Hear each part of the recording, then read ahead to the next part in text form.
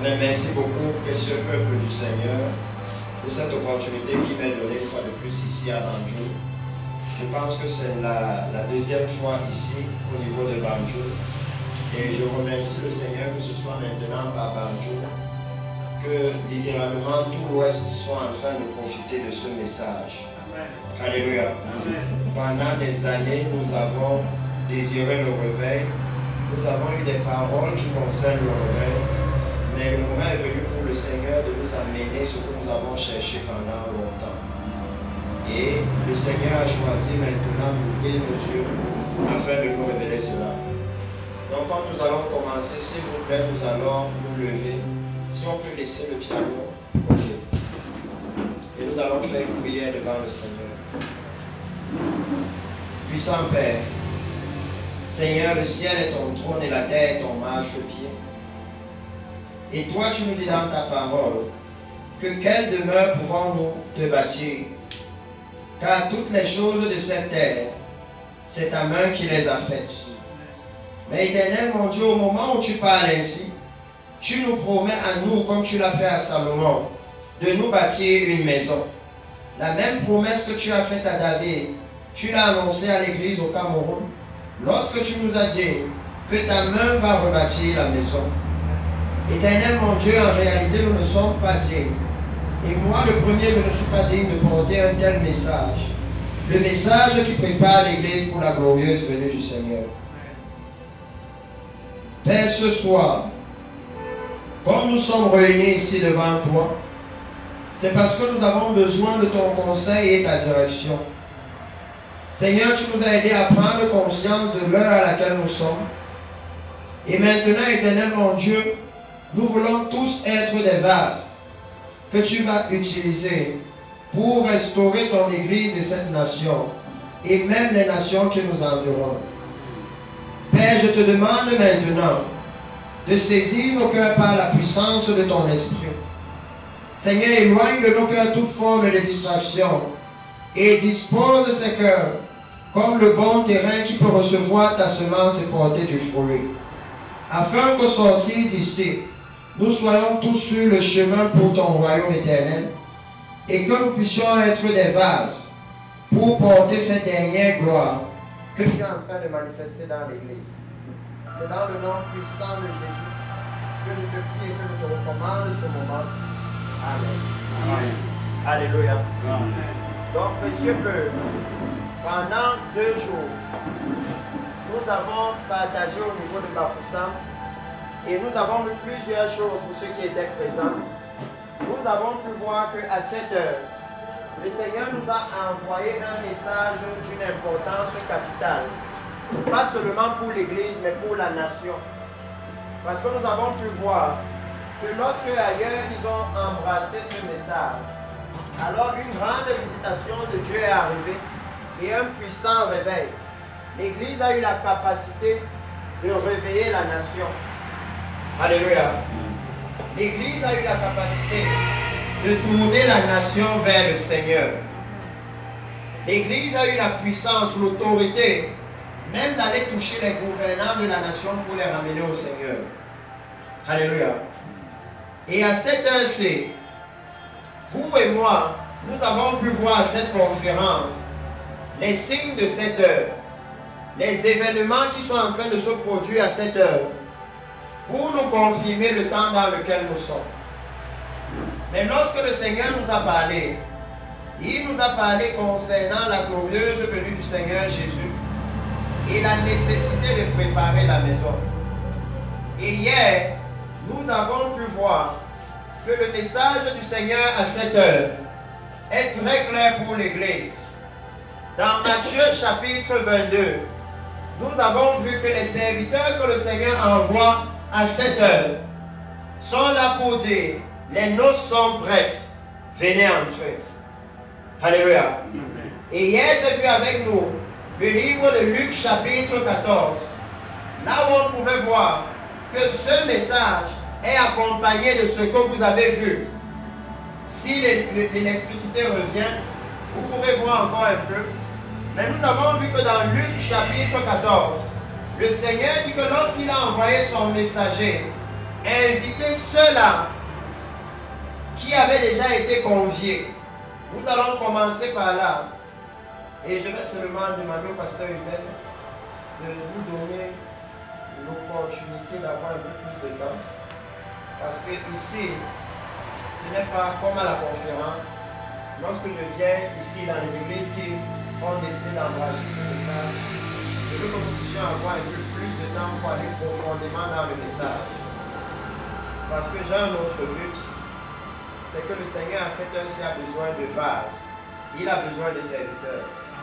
Et pour nous, dans cette voie, nous ne connaissons pas les écoles de théologie. Depuis que je viens prêcher ici, je ne connais pas, je n'ai jamais été dans une école biblique ni dans une école de théologie. Alléluia. Pour nous, nous savons que l'évangile est prêché à l'église et le Seigneur appelle ses serviteurs. Et quand le Seigneur appelle ses serviteurs, il va manifester son appel en eux. Alléluia. C'est ce que nous savons. Nous ne connaissons pas que Jérémie avait un diplôme de prophète. Ésaïe avait un diplôme de prophète. Tout ce que nous savons, c'est que quand Dieu les a appelés, comme la loi de Moïse disait, quand il disait quelque chose, ça s'accomplissait. Quand Dieu les a appelés, quand il parlait au peuple de l'Éternel, c'était toujours pour amener le peuple vers le Seigneur. Alléluia. Donc c'est important que nous puissions avoir le temps, parce que lorsque le Seigneur nous parle de rebâtir sa maison, comme je disais hier à la conférence, si vous allez dans les Écritures, vous allez réaliser que quand Salomon devait bâtir la maison de l'Éternel, numéro 1, quand Moïse devait bâtir le tabernacle, alléluia, tout le peuple qui était avec lui dans le désert était engagé dans la construction. Quand Salomon devait bâtir le temple de l'Éternel, il y avait un grand nombre d'ouvriers qui étaient allés chercher. Alléluia. Ça veut dire qu'à cette heure-ci, si le Seigneur nous dit que sa tente est détruite et qu'il vient rebâtir la maison, le message que l'Église doit comprendre, c'est que le Seigneur a besoin d'ouvriers pour rebâtir sa maison. Parce que la Bible dit que nous sommes ouvriers avec lui. Alléluia. Il veut bâtir avec nous.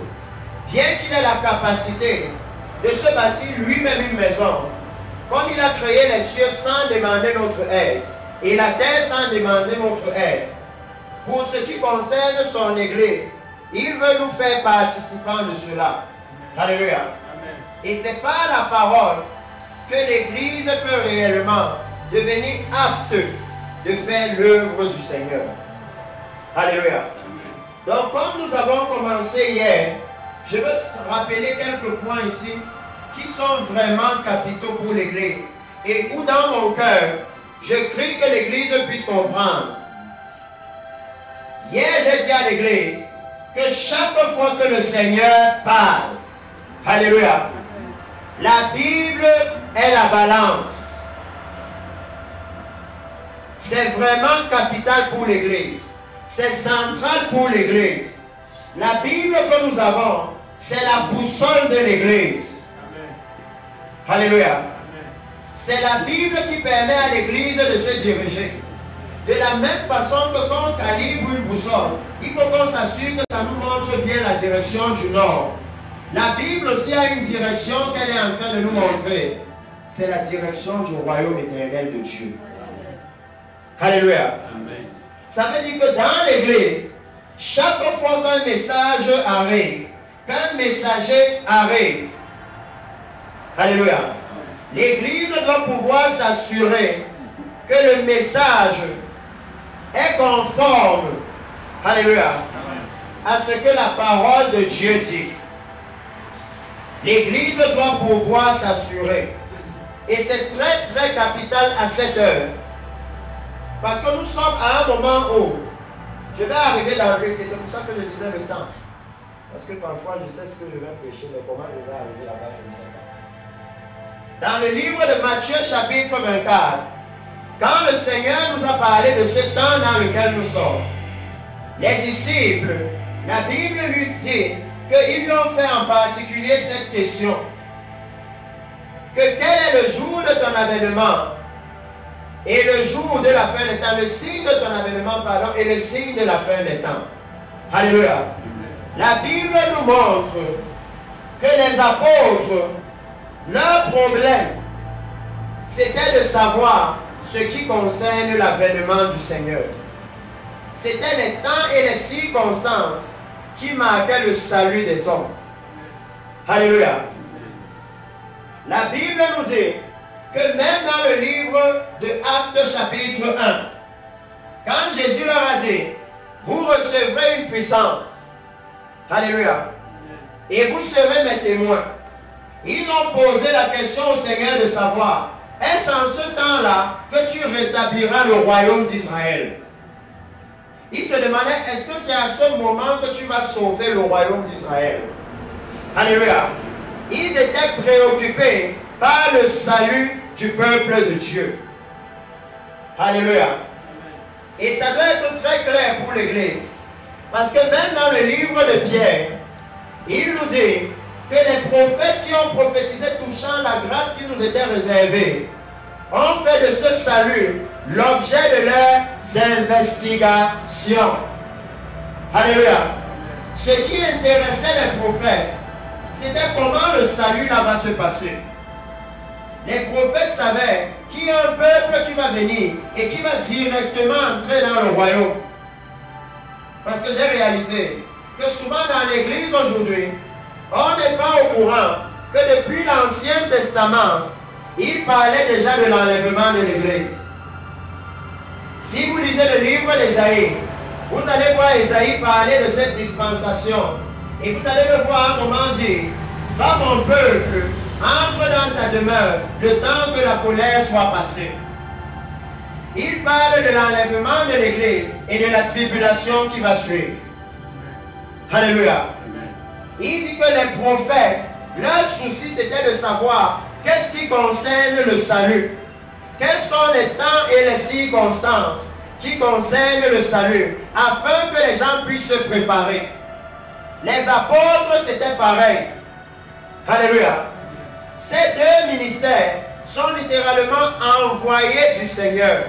Les apôtres, ce sont des envoyés spéciaux. Ils viennent avec un message particulier du Seigneur. Et la Bible nous montre maintenant que tous sont préoccupés par une chose. C'est le salut. Alléluia. C'est pourquoi l'Église maintenant peut prendre les Écritures et ne plus se tromper concernant ses ministères. Parce que c'est ça qui a provoqué le déraillement de l'Église. Le moment où on n'a plus pu faire la différence entre ceux que Dieu envoie et ceux qui viennent en leur propre nom. Parce que Jésus nous a dit dans la parole que je suis venu au nom de mon Père et vous ne m'écoutez pas. Mais un autre viendra en son propre nom et vous allez l'écouter. Et je veux que l'Église sache que le fait que l'Église écoute les faux prophètes aujourd'hui, c'est seulement la préfiguration de comment vous allez écouter l'Antéchrist et le faux prophète. Si maintenant l'Église ne peut pas reconnaître les faux prophètes, ce n'est pas après l'enlèvement que ce sera facile. Alléluia. C'est pourquoi à cette heure-ci, le message de la venue du Messie doit être central pour l'Église. Lorsque les apôtres ont posé cette question à Jésus, lorsque Jésus ouvre la bouche pour leur répondre, ça devient la réponse la plus importante pour l'Église. Alléluia. Je sais qu'aujourd'hui dans l'Église, nous aimons les prophéties. On aime que le pasteur nous dise quelque chose, que l'homme de Dieu nous dise quelque chose. Mais peu importe la prophétie qu'on peut nous donner, si nous ne comprenons pas ce que Jésus a dit sur le mont des Oliviers, nous allons manquer la raison pour laquelle nous sommes dans l'Église. Parce que hier nous avons vu que le livre des Thessaloniciens nous dit que nous les vivants, restez pour l'avènement du Seigneur. Alléluia. Ça veut dire que la raison pour laquelle nous sommes là, c'est pour l'avènement du Seigneur. Imaginez donc que nous venons, nous nous asseyons ici et qu'à l'avènement du Seigneur, nous manquons d'entrer dans le royaume des cieux. Alors à quoi est-ce que ça aurait servi? Alléluia. Les gens qui sont dans les bars maintenant vont se moquer. Et ils vont nous dire que pour moi c'est normal. Tout banjo, vous savez que moi je suis un ivrogne. Moi je ne vais pas entrer. Mais pour toi on croyait que tu étais un frère, que tu allais à l'église. Donc en cachette tu étais aussi dans le péché comme moi. Alléluia. Ils vont trouver que mais bête à moi, j'ai joui de la vie normalement. Mais toi tu faisais semblant.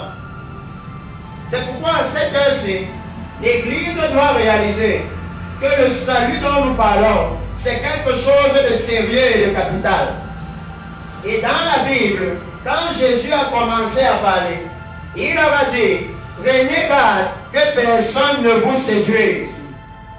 Alléluia. Regardez bien le contexte. Il demande à Jésus, quel est le signe de ton avènement et le signe de la fin des temps? Et Jésus commence à répondre, prenez garde que personne ne vous séduise. Et il parle en leur disant que vous les apôtres, suivez très bien, Jésus parle aux apôtres, il parle aux gens qui l'ont vu, aux gens qui ont marché avec lui, qui ont mangé avec lui, qui ont dormi avec lui. Alléluia. Amen. Pierre avait dit à Jésus, j'ai tout abandonné pour te suivre. Et Jésus lui dit, on peut quand même te tromper à mon sujet. Pourquoi j'amène cela? Parce que l'Église doit réaliser que le Seigneur nous dit qu'il y aura une séduction et qu'elle sera de plus en plus forte dans l'Église. Alléluia. C'est pourquoi vous voyez que lorsque j'arrive quelque part, je commence d'abord à dire à l'Église, comment est-ce que le Seigneur parle?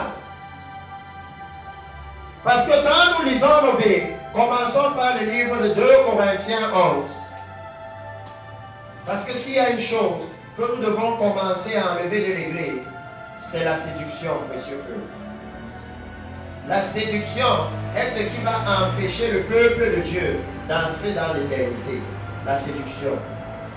2 Corinthiens 11, et je vais lire à partir du verset 1. Et voilà ce que la Bible nous dit. Oh, si vous pouvez supporter de ma part un peu de folie, mais vous me supportez, car je suis jaloux de vous, d'une jalousie de Dieu, parce que je vous ai fiancé à un seul époux, pour vous présenter à Christ comme une vierge pure. Il dit ici que toute l'Église, tous ceux qui seront présentés devant le Seigneur à l'enlèvement de l'Église, doivent être comme une vierge pure. Alléluia. Rien que si l'Église lit ça, l'Église doit comprendre que ça veut dire qu'au moment où le Seigneur est en train de venir, l'évangile qui sera dans l'Église, ce sera l'évangile de la pureté, l'évangile de la sainteté.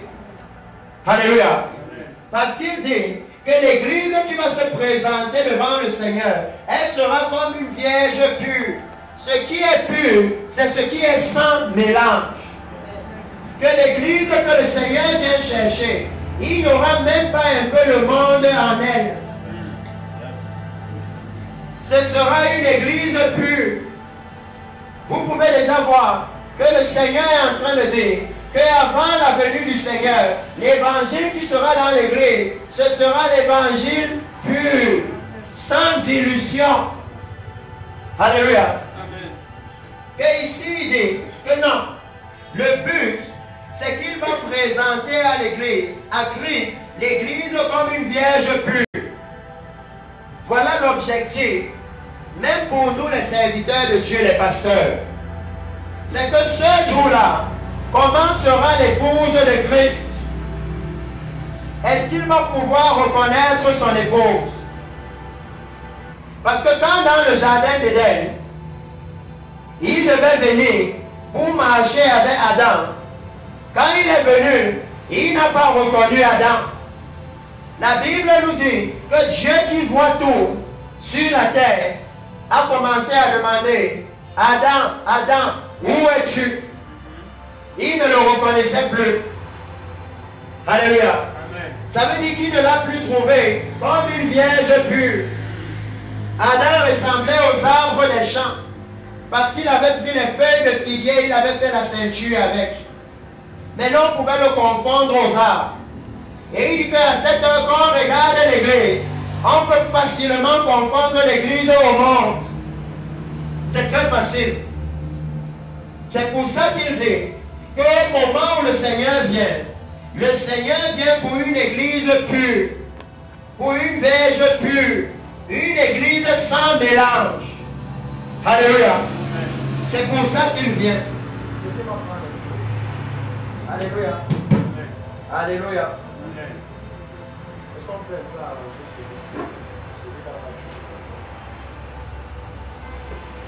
Donc vous voyez le Seigneur dit, il dit, verset 3, toutefois, de même que le serpent séduisit Ève par sa ruse, je crains que vos pensées ne se corrompent et ne se détournent de la simplicité à l'égard de Christ. Alléluia. Amen. Parce qu'aujourd'hui ici, je dois expliquer à l'église la séduction qui est entrée dans l'église. Parce que beaucoup de fois, nous avons dit c'est le démon, c'est l'esprit de ceci, c'est l'esprit de cela. Et lui dit que nos pensées ne se corrompent. Alléluia. Amen. Donc vous voyez que ici il est maintenant en train d'expliquer les paroles de Jésus. Quand Jésus leur disait que prenez garde que personne ne vous séduise, il explique maintenant à l'église qu'il n'y a rien de nouveau sous le soleil. Que de la même façon, regardez ce qu'il dit, que je crains toutefois que de même que le serpent séduisit Ève par sa ruse, je crains que vos pensées ne se corrompent et ne se détournent de la simplicité à l'égard de Christ. Alléluia. Amen. La simplicité que Christ nous demande. Parce qu'il nous dit que Christ c'est notre justice, c'est notre sanctification. Alléluia. Voilà les choses simples qu'il nous demande. Et vous le voyez ici, il est littéralement en train de dire que la séduction qui va venir dans l'église, ce sera de la même manière que la séduction est arrivée dans le jardin. Alléluia. Amen. Et je veux, parce que peut-être que même Luc, on va arriver là demain, parce que demain matin on sera ici. Mais que nous puissions aller dans le livre de Genèse chapitre 1 et voir comment est-ce que la séduction est entrée dans le monde. Et ça sera très important, même pour nous les pasteurs, pour nous les hommes de Dieu. Parce que quand vous lisez le livre de Genèse, et vous réalisez ce qui s'est passé là-bas, la Bible dit que par un homme à qui Dieu a donné l'autorité sur la création, toute la création a été corrompue. Et c'est souvent ça dans nos églises. Lorsque la corruption arrive au public, ça va entrer dans l'église. Alléluia. Amen. Ça doit entrer dans l'église à partir de ce moment. Donc vous voyez le Seigneur dit, allons directement dans le livre de Genèse chapitre 3 et regardez ce qui est dit. À partir du verset 1, la Bible dit, le serpent était le plus rusé de tous les animaux des champs que l'Éternel Dieu avait fait. Et il dit à la femme, Dieu a-t-il réellement dit, vous ne mangerez pas de tous les arbres du jardin? La femme répondit au serpent, nous mangeons du fruit des arbres du jardin. Mais quant au fruit de l'arbre qui est au milieu du jardin, Dieu a dit, vous n'en mangerez point et vous n'y toucherez point, de peur que vous ne mouriez. Alléluia. Amen. Voilà la réponse que la femme a donnée. Et c'est à partir d'ici que vous voyez la parole qui dit, n'ajoutez rien à cet évangile, oui. N'enlevez rien, oui. Sinon pour vous sera retranché de l'arbre de vie. Quand la femme a ajouté et enlevé ici, oui. Alors Dieu a mis une épée qui bloquait maintenant le chemin de l'arbre de vie. Alléluia. C'est ici que vous voyez ces paroles commencer à s'accomplir. Le Seigneur, quand vous lisez juste à côté, Genèse chapitre 2, verset 16, la Bible nous dit ceci. Parce que ici, j'ai dit, le pasteur Hubert m'a plusieurs fois dit non, il faut venir amener le message. Et parce que ici, nous avons embrassé ce message, ce n'est pas juste pour annoncer les choses, mais c'est pour que maintenant nous puissions avancer ensemble dans les eaux profondes du message. Amen. Alléluia. Amen. Pour que nous soyons bâtis ensemble dans le même message. En fait, c'est littéralement pour susciter au Seigneur des messagers de la repentance et de la sainteté. Amen. Alléluia. Amen. Il dit, dans le livre de Genèse, chapitre 2, verset 16, la Bible dit, et si vous voulez toute l'histoire, quand vous voyez là-bas, on dit le serpent était le plus rusé. Juste au chapitre 2, c'est l'homme qui avait donné le nom au serpent. Ça veut dire qu'il avait l'autorité sur ça. C'est lui qui lui a donné un nom. Le nom que lui il a décidé, c'est ça que le serpent a porté. Alléluia. Comme un père, le nom qu'il décide pour son enfant, c'est ça qu'on donne à l'enfant. Alléluia. Amen. Et il dit que dans Genèse chapitre 2 verset 16, la Bible nous dit ceci. La Bible dit, l'Éternel Dieu donna cet ordre à l'homme. Tu pourras manger de tous les arbres du jardin, mais tu ne mangeras pas de l'arbre de la connaissance du bien et du mal, car le jour où tu en mangeras, alléluia, le jour où tu en mangeras, tu mourras certainement. Ici, c'est tu mourras, mais dans certaines versions de la Bible, ils ajoutent certainement. Écoutez bien ce que le Seigneur dit.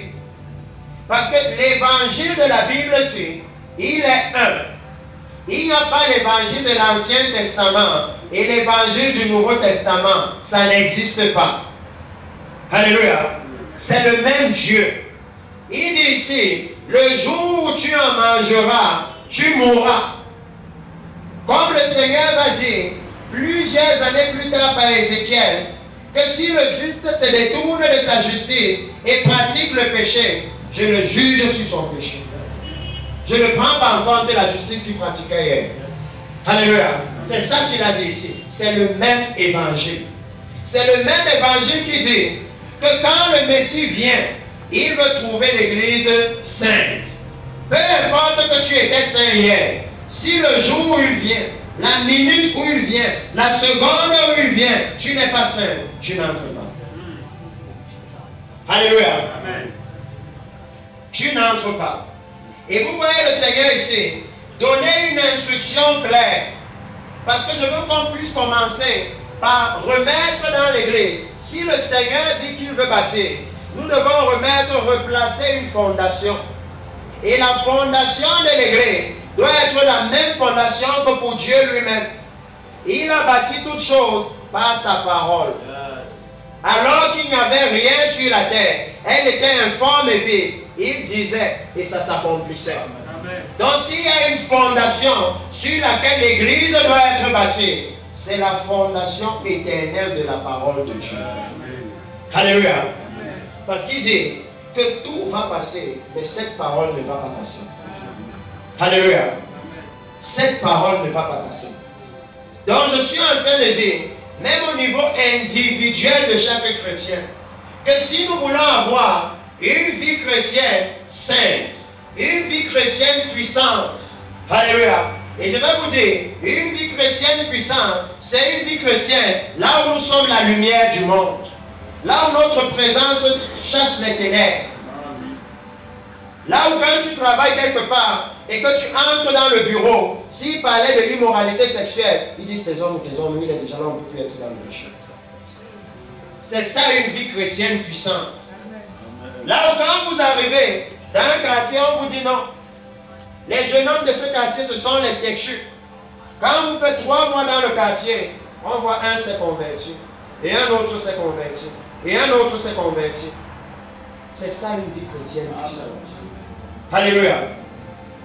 Il dit ici que le Seigneur avait donné un commandement clair. Et quand vous voyez comment Ève a répondu, la Bible dit que Ève a dit, nous mangeons de tous les fruits des arbres du jardin, mais quant aux fruits de l'arbre qui est au milieu du jardin, Dieu a dit, vous n'en mangerez point, et vous n'y toucherez point. Ce que Dieu n'a pas dit. Dieu n'a pas dit, vous n'y toucherez point. Il n'a jamais dit ça. Il a dit, vous ne mangerez point. C'est parce que l'Église a dit, vous n'y toucherez point. Quand nous a répondu Maman Maya, que qui peut encore toucher le péché? Alléluia. Amen. Que qui peut encore toucher le péché? C'est le même évangile qu'on est en train de nous dire. Que qui peut encore pointer le péché du doigt aujourd'hui? Qui peut faire ça? Dieu n'a pas dit ça. Il a dit, vous n'en mangerez point. Et il a dit par la suite, que le jour où vous allez le faire, vous allez mourir. Et la femme dit, de peur que vous ne mouriez. Ça veut dire que la femme a introduit la probabilité que peut-être que tu vas mourir comme tu peux vivre. Ce n'est pas sûr. Alléluia. Amen. La femme a commencé à dire que non, on peut désobéir à Dieu et on est quand même sauvé. Qu'il y a une possibilité. C'est de peur que ce n'est pas sûr. Alors que quand Dieu a parlé, il n'a mis aucune probabilité du salut dans la désobéissance. Il a dit, si tu manges, tu mourras. Alléluia. Amen. Il a clairement dit que le salaire du péché, c'est la mort. Alléluia. Amen. Dieu n'a pas mis de nuances dedans. Il a été direct et clair. Et lorsque la femme est venue, la femme a changé l'évangile. Et vous voyez que dans 2 Corinthiens là-bas, il compare maintenant l'église à la femme. Et il dit que j'ai peur que vos pensées ne se corrompent. Et que comme la femme a changé l'évangile, que vous aussi vous ne changiez l'évangile. Et vous allez voir quand vous lisez ça, que quand ils ont changé l'évangile, maintenant Dieu ne pouvait plus marcher avec eux. Maintenant quand la présence de Dieu venait, la nuée de Dieu venait, ils fuyaient. Alléluia. Amen. Il ne pouvait plus marcher avec le Seigneur. Parce qu'il dit ici que regardez, là où le problème de l'Église vient, quand nous avons changé l'évangile, alléluia, alors, dès que le serpent a vu qu'elle a changé la parole, il dit, alors le serpent dit à la femme, vous ne mourrez point. Mais Dieu sait que le jour où vous en mangerez, vos yeux s'ouvriront et que vous serez comme des dieux, connaissant le bien et le mal. C'est pourquoi la Bible dit que l'ennemi c'est un menteur. Regardez ce que le serpent dit. Il dit que si ici à Bafoussam, ça c'est l'évangile qu'il faut prêcher dehors. Que si ici à Bafoussam, vous connaissez cette église qui dit, sauvé une fois, sauvé pour toujours. Même si tu pêches n'importe comment, tu vas entrer, tu es déjà enfant de Dieu. Alléluia. Il dit que c'est l'évangile du serpent. Il est en train de dire à Ève que même si tu désobéis, tu ne mourras pas. Que l'église là, à Bafoussam, c'est l'église de l'autre. C'est l'église de l'ennemi. Le message qu'on prêche dans l'église de l'ennemi, c'est le message qui dit que tu peux désobéir à Dieu et tu vas quand même entrer au ciel. Ce n'était pas ça le message de Dieu au commencement. Le message était clair. Et le message disait que la désobéissance est sanctionnée par la mort. Alléluia. Amen. Très clair. Et vous voyez le serpent dire, ici vous voyez toute la séduction qui vient dans l'église. C'est pourquoi j'ai voulu qu'on vienne ici. Vous voyez une fausse doctrine. La doctrine qui tolère le péché dans l'église. C'est ici que ça a commencé. Tout a commencé au jardin. La doctrine qui amène le péché dans l'église. Ça a commencé ici. Et vous le voyez dire, la doctrine qui minimise le péché. Qui dit que, oh non, même si tu as un peu menti, ce n'est pas grave, Dieu comprend. Pourtant, Dieu, quand il a parlé à Adam, il faisait comprendre à Adam que moi, je ne comprends pas le péché. Il n'y a pas possibilité de négociation avec le péché. Il faisait comprendre à Adam que depuis le ciel, quand Satan s'est révélé, on l'a jeté dehors. Il n'y a pas eu de négociation. Alléluia. Il n'y a pas eu de négociation. Et il dit ici que quand vous voyez maintenant l'évangile selon le serpent, et il y a l'évangile là ici à Bafoussam. L'évangile selon le serpent, il y a celui-ci à Bafoussam. C'est pourquoi les chrétiens vivent dans le péché, persuadés qu'ils sont en train d'aller dans le royaume de Dieu. Il y a ça ici. Il dit, Mais Dieu sait que le jour où vous en mangerez, alléluia. Donc vous voyez que le serpent, il ne parlait pas d'autre chose. Il parlait aussi de Dieu.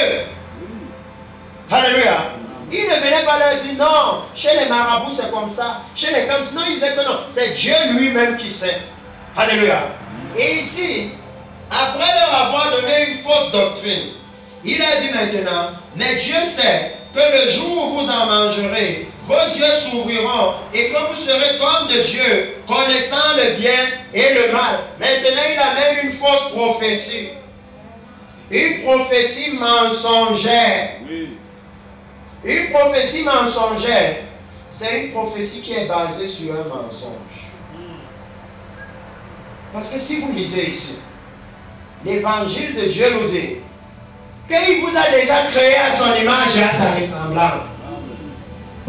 Comment alors quelqu'un peut venir vous dire que non, c'est quand vous allez pécher, c'est quand vous allez vouloir changer votre apparence que maintenant vous êtes comme Dieu?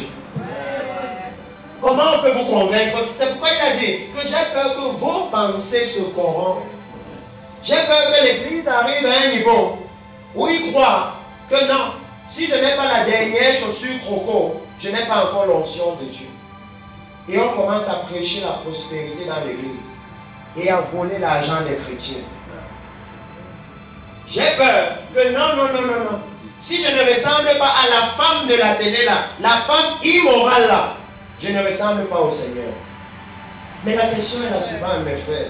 Entre ressembler à un être que vous voyez à la télé et qui dans quelques années va mourir et ressembler à celui qui demeure éternellement, à qui vaut-il mieux de ressembler? À qui est-ce qu'il vaut mieux de ressembler? Parce que vous voyez le Seigneur dire qu'il leur a maintenant dit, vos yeux s'ouvriront et vous serez comme des dieux. Alléluia. Pourtant, l'ennemi sait très bien que quand lui a essayé d'être comme Dieu, on l'a chassé. Il sait que dans la Bible, il a dit non, je vais monter là-bas et je vais m'asseoir sur la chaise là, et on l'a chassé. Et maintenant il vient tromper une autre personne, que non, si tu désobéis, tu seras aussi comme Dieu. Alors que le Seigneur avait déjà dit qu'il nous a créés à son image et à sa ressemblance. Alléluia.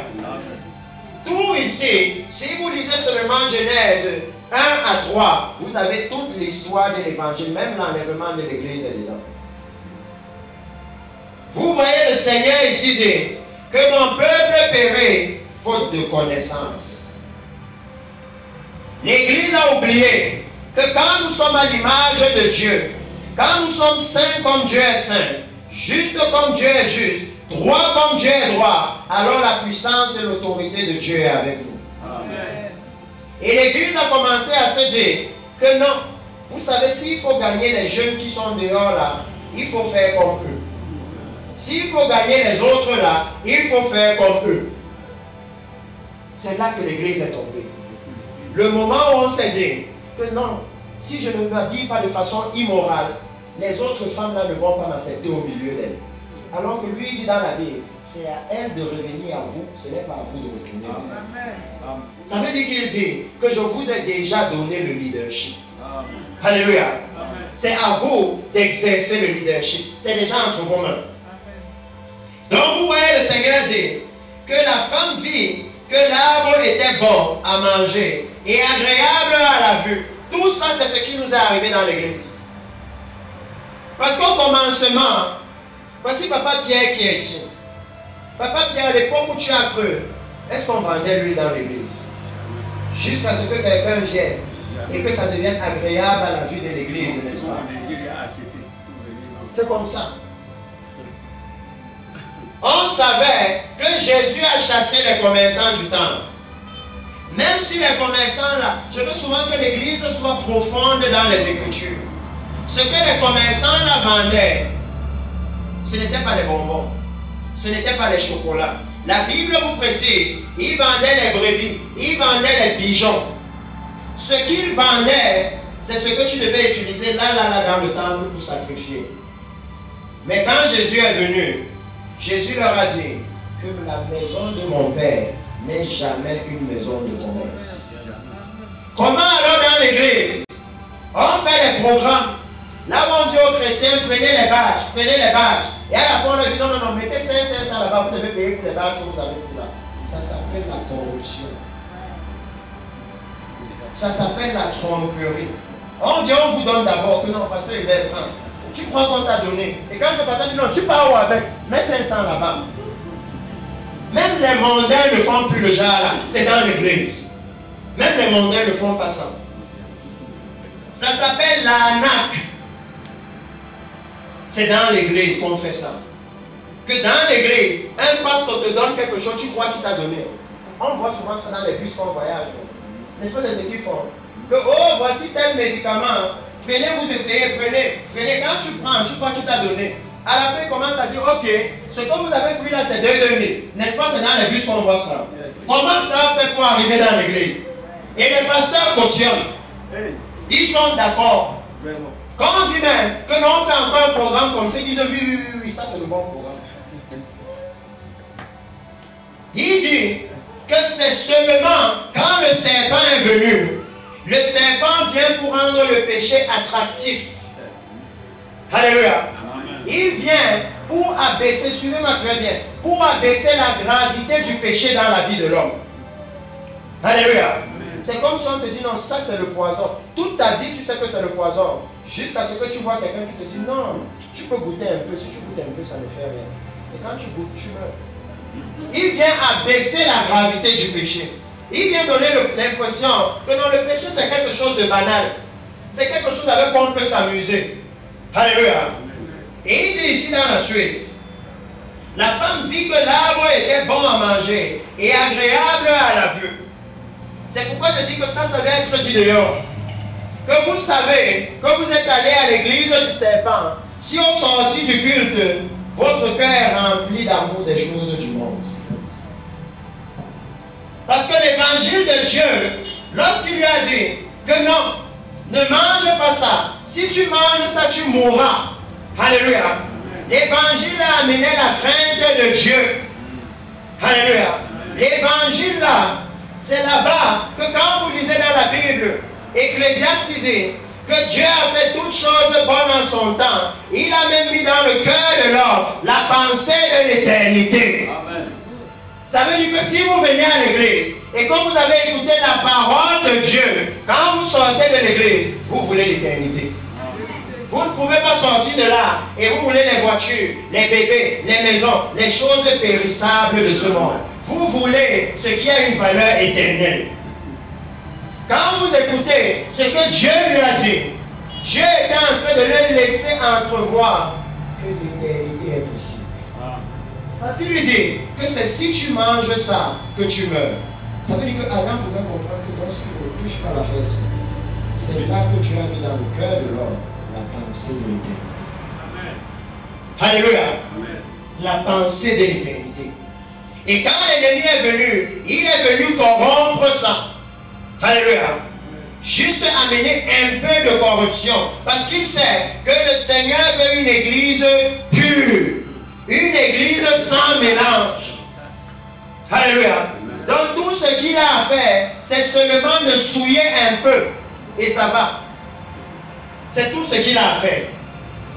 Il dit ici que quand le serpent est arrivé et qu'il a parlé comme ça, maintenant la femme vit que l'arbre était bon à manger et agréable à la vue. De la même façon que pour l'église, le Seigneur a dit, n'aimez pas le monde, ni les choses qui sont dans le monde. C'est pour ça que j'ai dit que maintenant vous ne pouvez plus vous tromper. Vous savez si vous êtes dans l'église du serpent. Parce que si après le message, vous voyez que les voitures sont maintenant bien justes. La maison est maintenant bien. Vraiment, il me faut le visa pour le Canada. Vraiment, Dieu m'a parlé, je dois aller en France, je dois aller en Chine. Et que dans votre cœur, l'entrée dans le royaume de Dieu est tellement loin. C'est la millième priorité. Vous savez que vous êtes sur un autre évangile. Alléluia. Vous savez que ça, c'est un autre évangile. Parce que l'évangile de Dieu dit, recherchez premièrement le royaume de Dieu et sa justice. L'évangile de Dieu organise les priorités de votre cœur. Alléluia. Il dit que dans votre cœur, la priorité, c'est le royaume de Dieu et sa justice. Le reste vient après. Donc si vous sortez de l'église et que la priorité de votre cœur, ce n'est pas le royaume de Dieu, posez-vous les questions. Peut-être que c'est vous qui n'êtes pas encore de l'église. C'est aussi une possibilité. Alléluia. Posez-vous les questions. Parce que le Seigneur dit ici, il parle ici et il dit qu'à partir de ce moment, elle a commencé à désirer les choses du monde. Et il dit qu'elle a maintenant vu qu'il était précieux pour ouvrir l'intelligence. Elle prit de son fruit et en mangea. Elle en donna aussi à son mari qui était auprès d'elle et il en mangea. Regardez maintenant pourquoi je vous ai dit le faux prophète. Parce qu'il a donné une prophétie. Et ça s'est accompli, c'est dans la Bible. Il a dit vos yeux s'ouvriront. Et verset 7 on dit leurs yeux s'ouvriront. Alléluia. Ça s'est accompli. C'est ça le problème avec l'église. C'est que souvent quand il vient, il te dit non, je vois que tu auras une promotion. Sème une semence. Tu achètes ton miracle seul. Après tu pars et ça s'est accompli. Mais tu ne réalises pas que l'acte que tu as fait là, tu as vendu ton salut. Tu ne réalises pas ça. Parce qu'après ça s'est accompli. La Bible dit, les yeux de l'un et de l'autre s'ouvrirent, comme il a promis. Mais le problème, c'est qu'ils connurent qu'ils étaient nus, et ayant cousu des feuilles de figuier, ils s'enfirent des ceintures. C'est que la tromperie de l'ennemi a amené littéralement une autre religion. Et j'aime dire ça à l'église. Que la première caractéristique du péché quand il est entré dans le monde, c'était le vestimentaire. Que comment est-ce que l'église s'habille aujourd'hui? Ce sont les femmes avec les mini-jupes, avec les pantalons bien serrés. Tous les pasteurs veulent être sapés, tirés à 4 pains. Avec les pantalons là, ils ne peuvent même pas faire un grand pas comme ça. Parce qu'il faut qu'on soit à la mode. Et il dit que la mode a commencé avec le péché. Alléluia. Oh oui. Si on prend ce message, on doit le prendre comme il est. Il dit que c'est sans mélange. Alléluia. On doit prêcher l'évangile comme il est. Qu'avant qu'ils ne mangent et qu'ils ne réalisent qu'ils étaient nus, la mode n'existait pas. Dans le royaume éternel de Dieu, la mode n'existe pas. Si vous lisez vos Bibles, chaque fois qu'on vous dit un ange à visiter, n'est-ce pas, ils ont toujours le même vêtement. Il n'y a pas la mode là-bas. Là-bas, il n'y a pas la tendance. Que maintenant, la tendance, c'est la jupe trapèze. Et je viens à l'église avec. Et si pasteur réprimande, je dis que moi, je ne viens plus ici. Oh oui. Il dit que là-bas, il n'y a pas la mode. Que la première manifestation du péché dans la Bible, c'est qu'on a fait la mode. On a commencé à faire la fashion week. À créer les modèles. Parce que posez-vous la question. Qui voit qu'il est nu? Et au lieu même de coudre la robe, il fait seulement la ceinture. Qui voit les choses comme ça? Que je suis nu, mais je fais seulement la ceinture. Est-ce que tu veux vraiment cacher ta nudité? Parce que la Bible nous dit que lorsqu'ils ont évolué de cette façon, regardez très bien, je vous parle de ça, parce que ici, j'avais tout un long déroulé ici. On doit même parler de la vision et la mission du Seigneur à cette heure. Mais peut-être demain si on a le temps. Ici, vous voyez que la Bible vous désigne un moment particulier. Genèse chapitre 3, c'est de ça que Jésus parle quand il dit prenez garde que personne ne vous séduise. Vous voyez l'homme et la femme, l'image de l'église. Le serpent qui vient les tromper. Et juste après le serpent, qui vient dans le jardin? Le Seigneur, c'est la venue de Jésus. C'est pourquoi Jésus commence à dire prenez garde que personne ne vous séduise. Parce que juste avant que je vienne, l'ennemi va passer. Juste avant. Et il va venir avec les fausses doctrines. Les doctrines qui tolèrent le péché dans l'église. Qui laissent le péché proliférer dans l'église. Il va venir avec les fausses prophéties. Les prophéties qui n'entraînent pas la crainte de Dieu dans l'église. Les faux miracles, les miracles mensongers. Dans la Bible, lisez tous les miracles de Jésus. On va vous dire, une grande crainte s'emparait d'eux. Une grande crainte s'emparait d'eux. Et dans l'église à Bafoussam, quand il y a un miracle, demain, oh Jésus c'est seulement notre ami. On peut venir même là-bas comme on veut. Dans la Bible, c'était l'inverse. Un miracle de Jésus. Et les gens se mettaient à craindre Dieu. C'était l'inverse. Que nous devons questionner toutes ces choses. Nous devons demander au Seigneur, Seigneur, pourquoi les choses sont inversées?